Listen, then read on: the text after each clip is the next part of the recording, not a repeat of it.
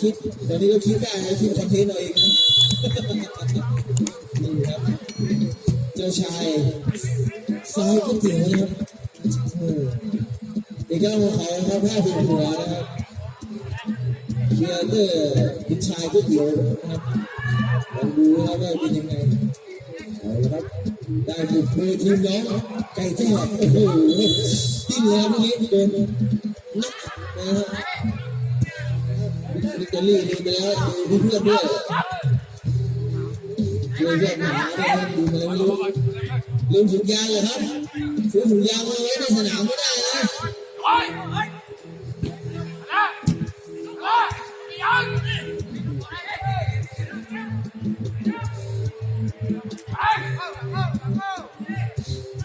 แกแบบ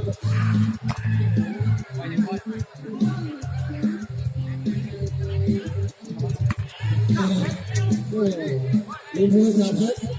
โทรไม่ได้ครับโทรมาบอกได้ว่าลืมอะไรผมจะเก็บไว้ให้เดี๋ยวเอาไปฝากที่เมียนะ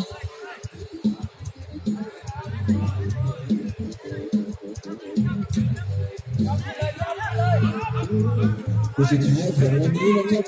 สกอร์ซูเปอร์ดีกับสูงครับแล้วก็โอ้โหแล้วก็โอ้ยประตูตัวนี้ออกดีมากนะครับแต่เรื่องเจ็บไปแล้วเขาพูดเขาสารภาพครับวันนี้ยังไงครับเดินถามนะครับเดินถามครับแหมแล้วก็บอกว่าหำใหญ่วิธีหำน้อยนะครับ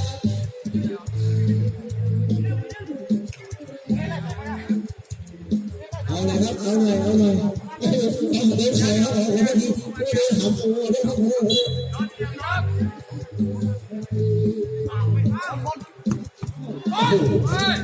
ชูแฮนครับชูแฮนวันนี้มันกระชั้นชิดระยะไม่ได้นะครับเลยไม่เข้าเทสนะครับ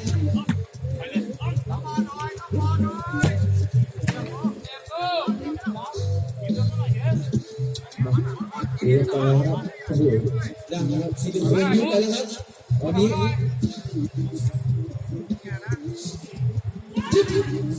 แต่วันนี้ครับวันนี้เกิดบอลไม่ได้มั่วเหมือนเกิดชุดที่แล้วครับเสียฝ่ายโอเคครับขาวได้ขอโทษได้นะครับเป็นมารยาทที่ดีในการแข่งขันฟุตบอลนะครับเราต้องมีให้กับเพื่อนร่วมทีมร่วมการแข่งขันนะครับเด็กได้นะครับกราบสวยนะครับโอเคเลยประตูยกมือครับประตูแล้วไม่พร้อมยกมือครับประตูยกมือแล้วไม่พร้อมโอเคเดี๋ยวว่าจะไม่แพ้เพอีกแล้วประตูใส่สายรองเท้าอยู่นะทำไมประตูไม่เป็นหาไม่เป็นนะสักคนเลยนะไม่ใส่รองเท้าไม่ได้สักคนเลยเพราะอะไรแล้วนั้นถ้ามีนิ้วกันทำไมไม่ใส่รองเท้าไม่ได้ใช้เพื่อนนับกันไม่เข้าใจจริง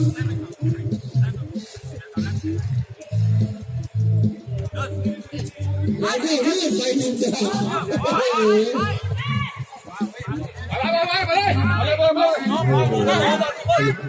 ไม่โดนนะครับไม่โดนคือไม่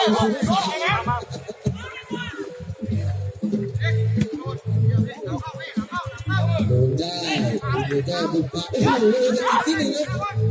ล็อกได้โดยราชาก็มีแล้วก็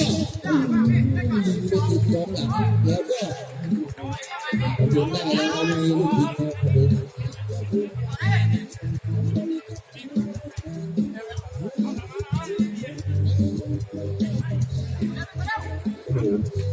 คิดไม่ออกโยนยาวๆ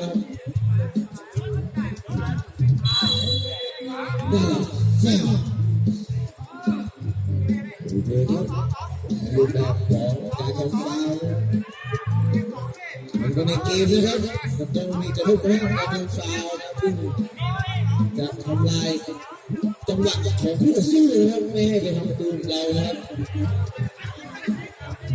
ดูครับฟรีคิกกำแพงสัญญาณรับชมเนี่ยโอ้โหไม่มีข้อสายสองเลยครับโทรนัดกันมาหรือเปล่าไม่ได้โทรแน่นอน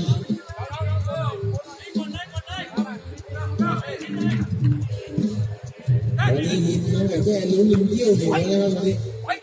ยืนเหนียวแล้ววันนี้โอ้โหใหญ่มากกับบอลเป็นใจมันติ้งไปโอ้โหเด็กหลังไปอะไรก็อะไรโอ้โหวันนี้ทีมได้รับบิดนะครับทีมตัวสำรองมากกว่า20 คนนะครับทีมไม่ใส่แค่ไม่มีสำรองเลยวันนี้เป็นผู้ผิดเหรอโอ้โหเสียดายโอ้โหไหลครับโอ้โหไม่ได้นะผู้ตัดสินมองว่าจะไม่ผิดมาจากข้างหลังนะโอ้ดูอะไรยังไม่ฟาวผู้ตัดสินคือที่สุดนะของสนามนี้นะหนึ่งเดียวนะซ้อมกับตานะวันนี้นะโอ้โหเช็ดกันมา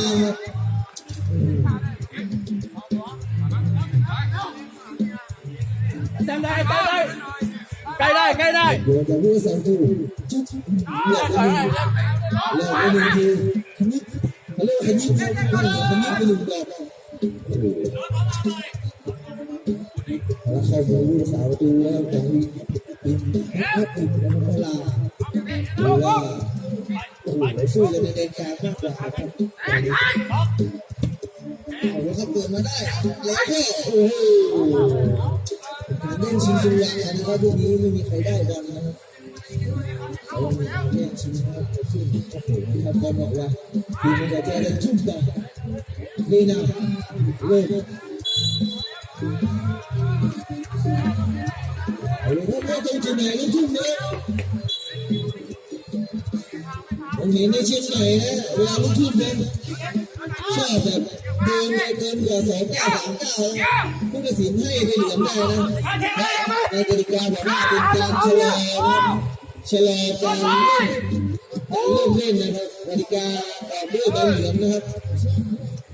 ถึงจะเป็นทีมนำหรือไม่นำก็ตามนะครับจะเดินใบเหลืองนะครับเนื่องจากเล่นไม่ตรงจุดหรือชะลอการเล่นนั่นเองนะครับก็ระวังนะครับผู้ตัดสินซึ่งวิชาหน่อยนะครับหรือว่าเขากำลังจบมาใหม่ๆนะก็ระวังตัวด้วย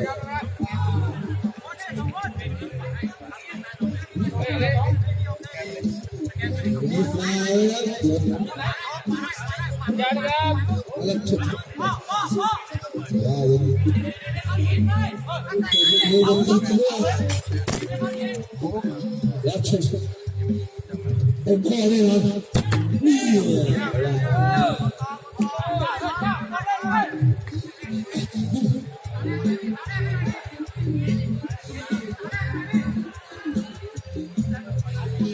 เริ่มโอ้โหติดหน้าแข้งสวยๆนะ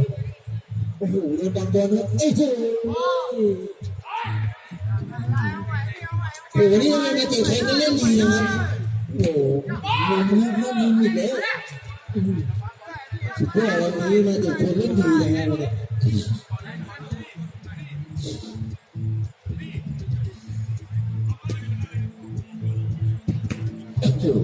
เป็นการต่อเนื่องนะครับจากลูกมุมนะครับของทีมนะครับติดผ้าแล้วก็โอ้โห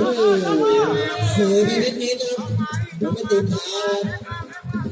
เหมือนแปรเล่นยางเลยมันไม่โดนไซส์นะครับออกมาด้านซ้ายออกด้านได้ถ่ายออกมาด้านซ้ายถ่ายออกมาเพื่อนทำไปแล้วอันนี้คือไปไหนก็โอเคเลยโอ้โหอาจจะเดือดกองหลังมีหน้าที่เคลียร์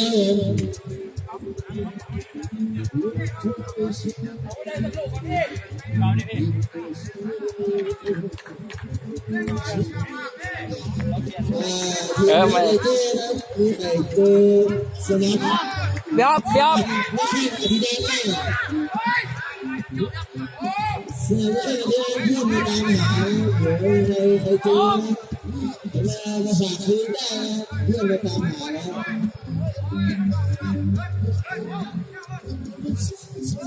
โอ้โห สวยสวยวันนี้ได้วันนี้หลายแล้ววันนี้ พี่อ๊อฟพี่อ๊อฟ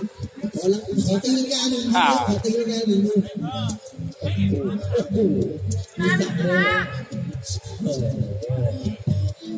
โอ้โหไม่คิดอะไรมากครับเดินอย่างเดียวตัวยาวๆ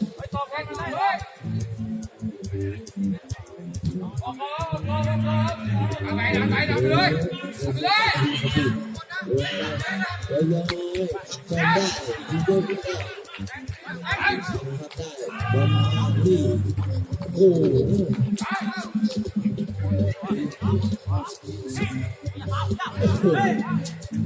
มีพลังนะครับบุกอย่างต่อเนื่องนะครับ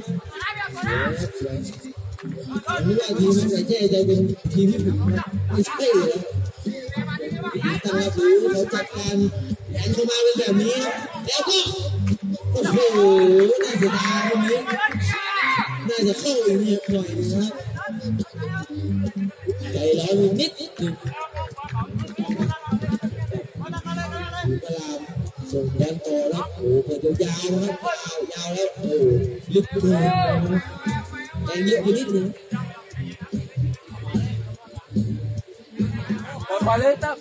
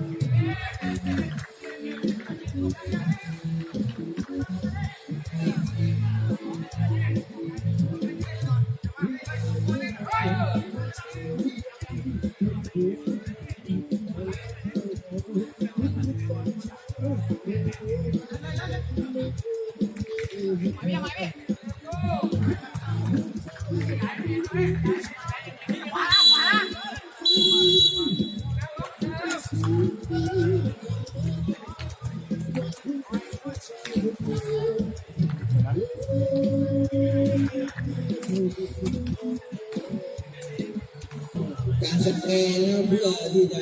ขึ้นไปเป็นผู้นำเรื่องนะครับ1 2 3 4ระดับ1 2 3 4ต้องมีสแกนนะขึ้นแท็กซี่ถ้าไม่มีสแกนนี่ก็หลังหายนะครับต้องเล่นไงครับต้องเล่นไง มีแผนอะไรใส่ให้เลยนะแต่ถ้าโดนก่อนทุกมันเลยนะวันนี้โอ้โหโดน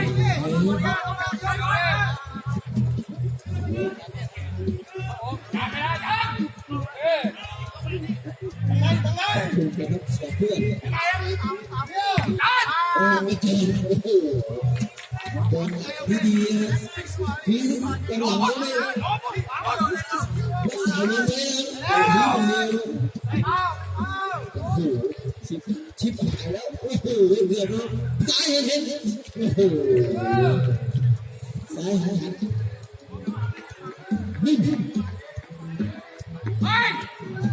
รับชมแล้วก็โอ้โหวันนี้ประตูแห่งยิงแล้วก็บิดเนื้อตาดีเลยวันนี้รับรองว่าแข็งแข็งแน่นอนรับรองว่าต้องมีแต้มวันนี้ไม่หนึ่งก็สามครับแต่ไม่มีเสมอแน่นอนที่นี่หรือว่าใครจะได้สามหรือว่าใครจะได้ศูนย์หรือแบ่งแต้มไปที่หนึ่ง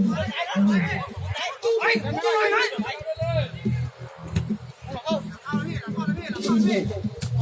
เด็กใหญ่แน่นอนนี่อยู่ที่กองกลางแล้วเปิดสายเข้ามาแล้วก็โอ้โหเข้าได้แล้วนี้สิบฟีตเพียงเล่นน้อยอาจจะเดินทิศทางในการตามขึ้นได้นะครับแต่เดินเยอะออกหลังเลยเปิดเดินประตูเยอะๆมาที่สุดแย่งชิงประตูดูมันใจเย็นไหมแล้วก็ใส่ออก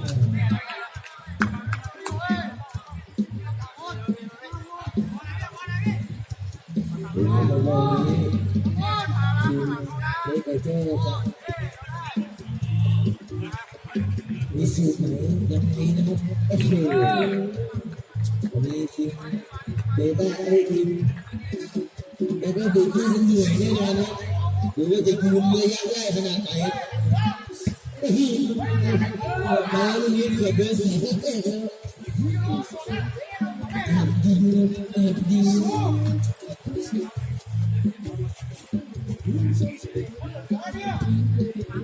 แล้วชม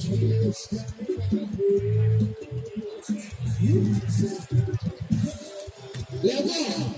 โอ้โห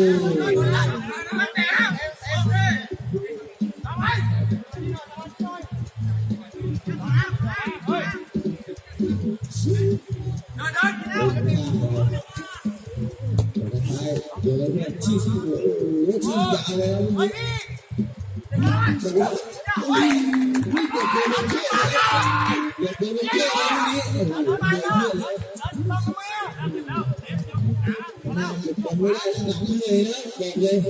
เพื่อนเลยดีเชียร์อย่างเดียวนะตรงนี้ดูว่าจะได้ผลหรือเปล่าในการโยนนะแต่ละครั้งดูว่าสูงหน้าจะมีประสิทธิภาพในการสกอร์มากขึ้น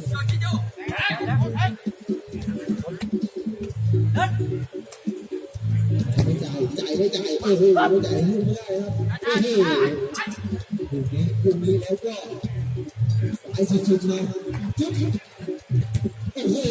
อะไรไม่ได้นะครับโอ้โหลูกนี้ออกแอคชั่นเลย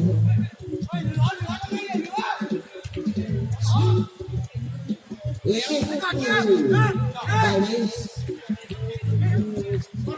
ไม่มีติดตาของวันนี้ได้เปรียบนะครับ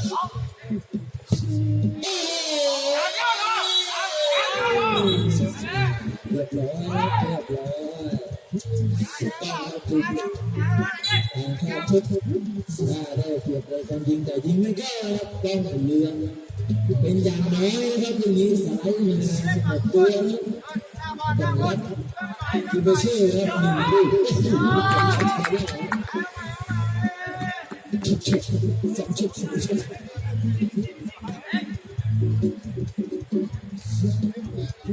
แล้วจะทำยังไงแล้วก็โอ้โหสุดยอดเราจะทำไม่ค่อยถูกเราดูเราได้แล้วแล้วก็ยังไงนี่เดินตามบอลได้แต่ทีเวลาทำไหมตามเลยดู คุกคิกไวๆแล้วแม่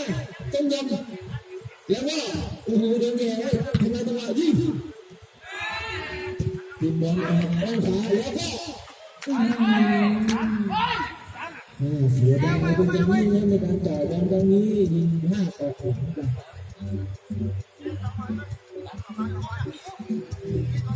เปิดบอลขึ้นมาโดยกระจูกันที่น้องไอ้เจ้า10 ตัวครับ10 ตัวดูเรื่องเลยครับดูเรื่องก่อนโอเคเป็นจังหวะนะครับจังหวะต้องดูนะดูเวลานะครับดูเวลาดูก่อนครับดูก่อน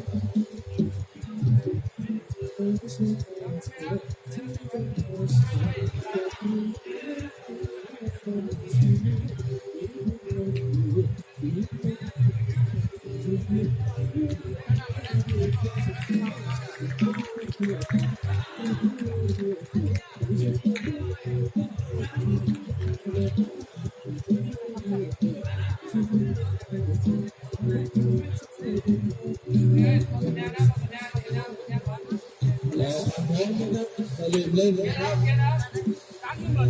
ก็เวลาจะชนขึ้นมาแล้วอีกนิดนึงจะแบ่งแต้มกันหรือเปล่าโอ้โหสุดครับตรงนี้ดูว่าสุดไหนครับไม่ได้แล้วแ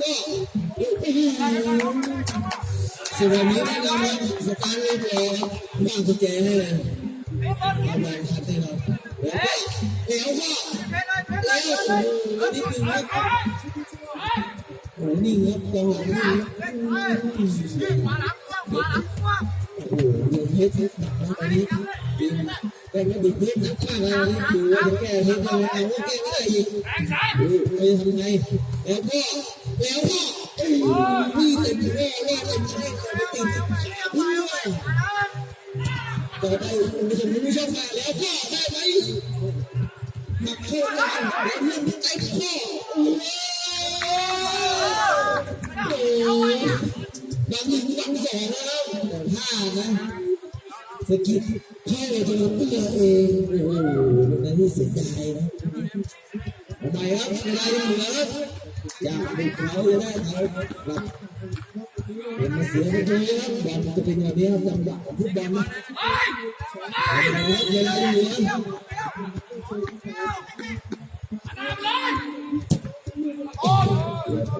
นิดนึง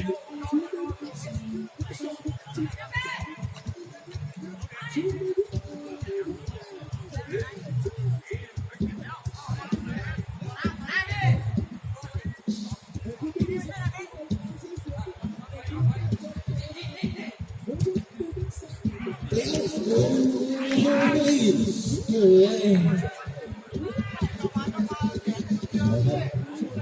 ไมเคิลถูกอีกแล้ว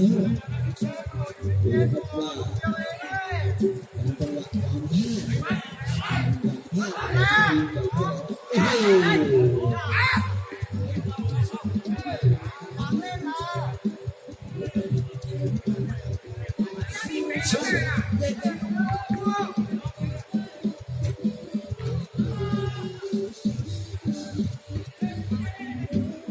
เคลียร์กันกันลูกนี้เดี๋ยวเข้าหัวดีไหมไอ้เจ้าที่จะทำตัวรับได้เดินมายาวๆแล้วก็โอ้โหมันไม่ถึงนะไม่ถึงกองหน้าถึงนิดนึงถ้าถึงนี่เราเรื่องนี้นะกองหน้าเราทำตัวเดินบอลไปนี่เราเจอเจ้าเราได้ยิงได้โดนนักเข้าไม่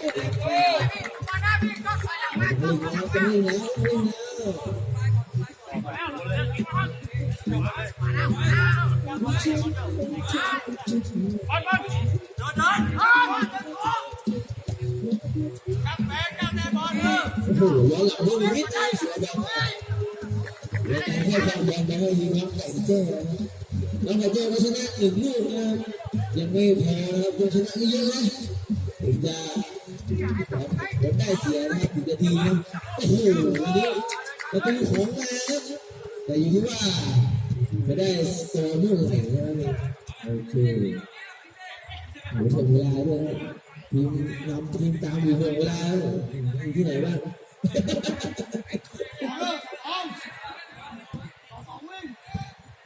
อุ้ยทุกคิกแล้วก็ไหนได้ไหมไหนได้ไหมชิบเลยโอ้โห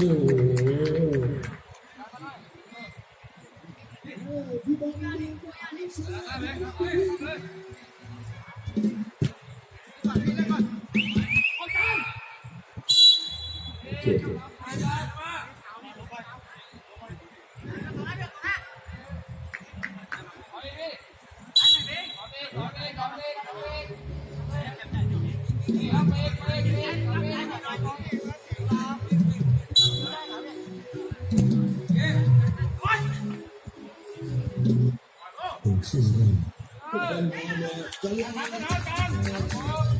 ขึ้นเลยภาพยนตร์สวัสดิ์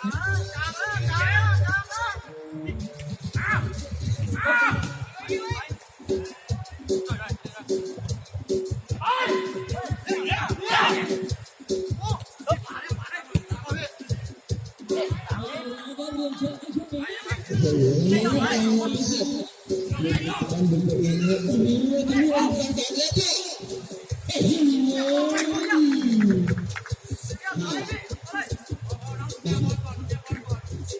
ะครับการของทีมแบ็คแบ็คโอ้โหเสียดายนะโดนไปเสียฝ่ายมันเป็นงานเก่าของเรา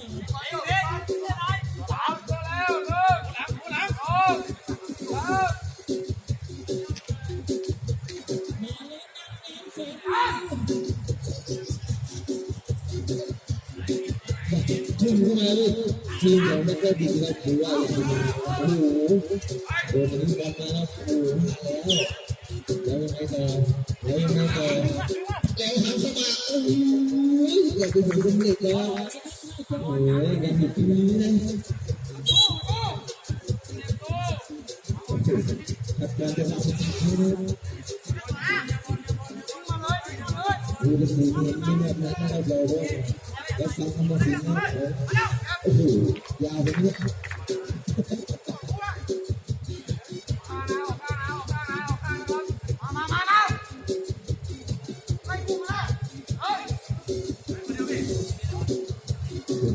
โอ้โหดังมันดีนะตอนนี้ดูว่าไม่แรงนะจ่ายบอลนะโอ้โหสุดท้ายครับสุดท้ายบอลนะครับคุณก็ต่อนะการต่อดีกว่าดีนะครับผมว่านะโอ้โหแน่นอน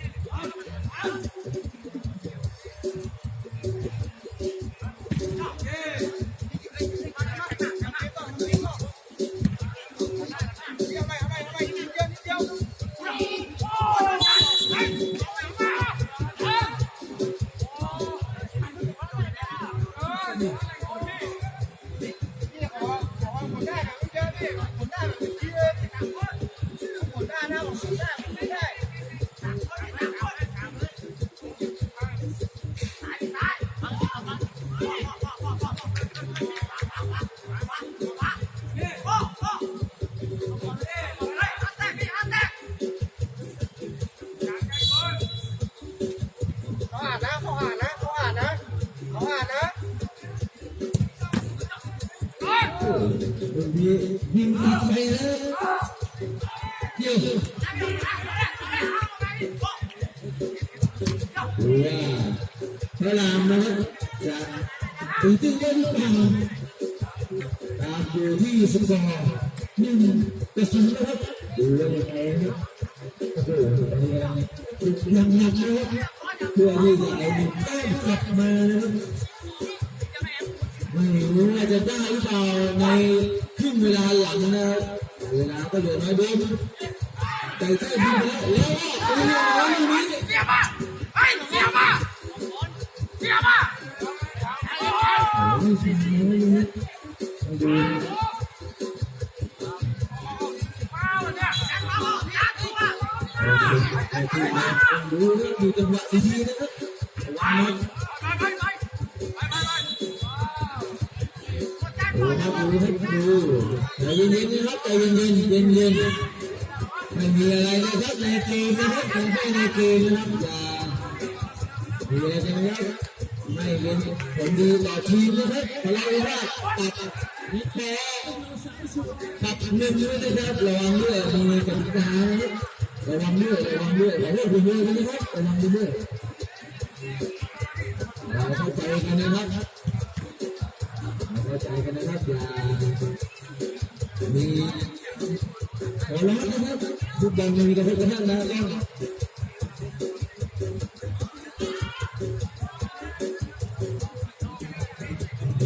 ดูว่าเกมกำลังตึงเครียดนะครับใครก็อย่าเครียดตามฟุตบอลนะเพราะว่าฟุตบอลมันมีแพ้มีชนะนะครับแล้วก็โอ้โห